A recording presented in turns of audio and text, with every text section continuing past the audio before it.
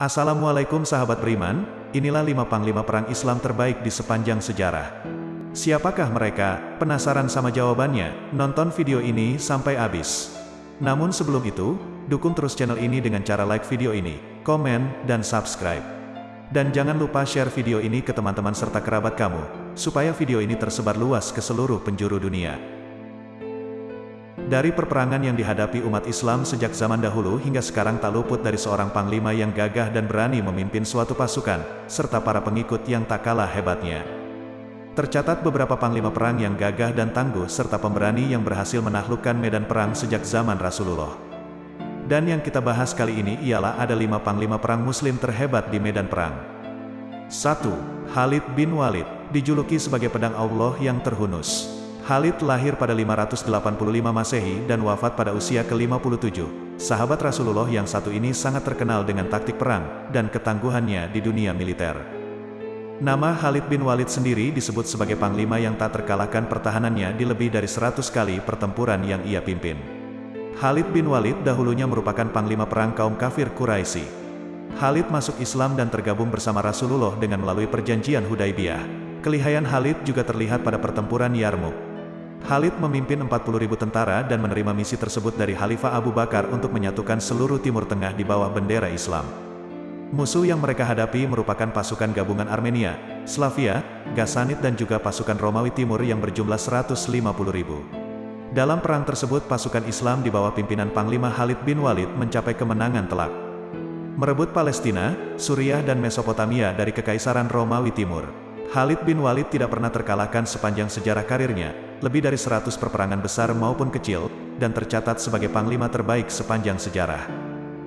2. Muhammad Al-Fatih, disebutkan di dalam kisahnya, kekuasaan yang dipimpin oleh Muhammad Al-Fatih sebagai satu-satunya pemimpin yang berhasil membuat kota Konstantinopel waktu itu tunduk. Kota Konstantinopel akan jatuh ke tangan Islam. Pemimpin yang menaklukkannya adalah sebaik-baik pemimpin dan pasukan yang berada di bawah komandonya adalah sebaik-baik pasukan. Hadis riwayat Ahmad bin Hanbal Al-Musnad. Hadis tersebut merupakan dorongan besar bagi Mehmed II untuk menaklukkan Konstantinopel. Berbagai upaya yang dilakukan hingga beberapa kali menemui kegagalan.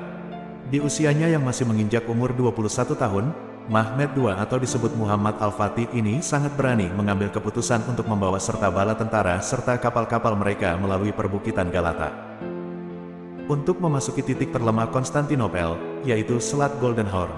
Ketika itu, Sultan Mehmed II beserta ribuan tentaranya menarik kapal-kapal mereka melalui darat, dan mendapat respon negatif akan kemustahilan dengan rencana yang dia perintahkan. Dan dengan tegas dan berani Muhammad Al-Fatih memerintahkan kepada bala tentaranya untuk bergegas melakukan hal tersebut. Sebanyak 70 kapal diseberangkan melalui bukit hanya dalam satu malam. Saking hebatnya, sastrawan Yoilmas Ostuna berkata, "Tidaklah kami pernah melihat atau mendengar hal ajaib seperti ini. Mehmed telah menukar darat menjadi lautan dan melayarkan kapalnya di puncak gunung. Bahkan usahanya ini mengungguli apa yang pernah dilakukan oleh Alexander the Great." Dan bahkan sehari sebelum beliau menjalankan strategi tersebut, Muhammad Al-Fatih memerintahkan semua tentaranya untuk berpuasa pada siang hari dan melaksanakan salat tahajud pada malam harinya sebelum berperang untuk meminta kemenangan kepada Allah. Alhasil, Mehmed II berhasil membawa kemenangan dengan menaklukkan Konstantinopel dan memimpinnya menjadi lebih baik dari sebelumnya. Ia melindungi seluruh rakyat di sana, baik muslim maupun non-muslim. 3. Salahuddin Al-Ayyubi. Jejak karir Salahuddin Al-Ayyubi merupakan pemimpin pasukan muslim dalam perang salib melawan umat Kristen. Sejak saat itu namanya melejit di kalangan muslim dan Kristen.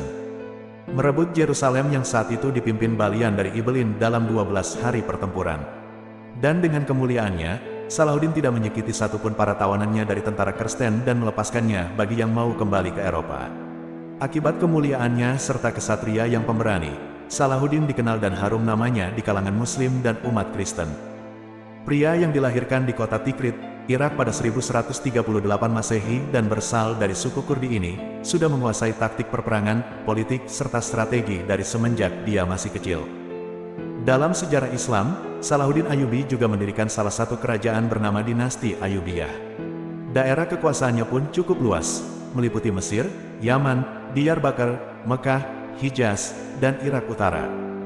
Sampai pada akhir kejayaan Salahuddin berakhir, dirinya wafat pada 1193 Masehi. Kematian beliau menandakan bahwa kerajaan yang didirikannya kian melemah. Dinasti Ayyubiyah berakhir ketika pemimpin terakhir, Sultan Ayyubiyah, terbunuh oleh budak Mamluk. 4. Usama bin Zaid. Panglima Usama bin Zaid pada usianya yang masih menginjak angka 18 tahun, ditunjuk oleh Rasulullah sebagai pemimpin dalam sebuah pasukan perang Islam melawan Romawi Timur. Dalam usianya yang masih muda, Usama diragukan oleh sahabat yang lainnya karena tugas yang berat diberikan kepada anak yang masih berusia 18 tahun. Dikisahkan, dalam perjalanannya dari Madinah menuju perbatasan Syam, Usama mendengar kabar berita atas wafatnya Nabi Muhammad dan bergegas balik menemui Nabi dan menghentikan perjalanan pasukannya.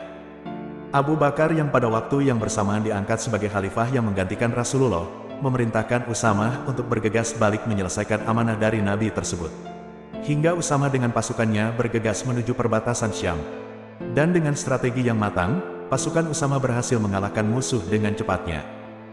Hingga sejak saat itu Usama menjadi diperhitungkan dan disegani dari kalangan sahabat-sahabat Nabi. Di antara panglima perang yang kuat dan tangguh, dalam sejarah Islam nama Usama bin Zaid tercatat sebagai panglima perang terhebat, termuda, dan terakhir yang ditunjuk oleh Nabi Muhammad pada masanya. 5. Khawlah binti Asur. Apabila Khalid bin Walid disematkan gelar sebagai pedang Allah, maka Khawlah binti Asur merupakan panglima dari kalangan perempuan yang juga disebut dengan pedang Allah. Pada awalnya Khawlah merupakan petugas medis yang bertugas pada saat perperangan berlangsung. Ketika mengetahui kakak kandungnya Dirara bin Asur yang tertangkap dan menjadi tawanan musuh, Khawlah bangkit dan menutupi seluruh tubuhnya kecuali wajah dan bergegas membantu kakaknya melawan dan menghadang musuh dengan menunggangi kuda. Pada saat itu pasukan di bawah pimpinan Khalid bin Walid sedang terpukul oleh musuh. Khawlah maju dengan beraninya dan menghadang musuh-musuh Allah, tak sedikit pun keraguan dan kegentaran terlihat darinya. Keadaan fisik yang mendukung kekar, tinggi dan pemberani ia cekatan memainkan taktik perang dan kelihayannya memainkan pedang serta menunggangi kuda. Hingga pasukan pun terheran dengan kehadiran dan kemisteriusannya karena semua badannya ditutupi kecuali matanya. Di luar dari kehebatan dan keberaniannya di medan perang, Khawlah terkenal dengan strateginya yang jitu. Pada perang Sahura, ia yang merupakan tim medis dari tentara muslim, tertangkap oleh musuh dan ditahan bersama dengan rekannya yang lain. Khawlah tidak kehilangan akal dan memotivasi para tawanan lain untuk berani dan melawan musuh-musuh Allah. Dengan cekatan dan tangan kosong serta memanfaatkan keadaan sekitar, Khawlah berhasil menyelamatkan diri dan rekannya dari tawanan musuh. Nah, itulah kelima panglima terbaik yang dimiliki Muslim sejak dari zaman Rasulullah. Sahabat beriman, jangan lupa dukung channel ini untuk mendengarkan cerita-cerita Islam yang menarik lainnya. Terima kasih dan sampai jumpa di konten selanjutnya.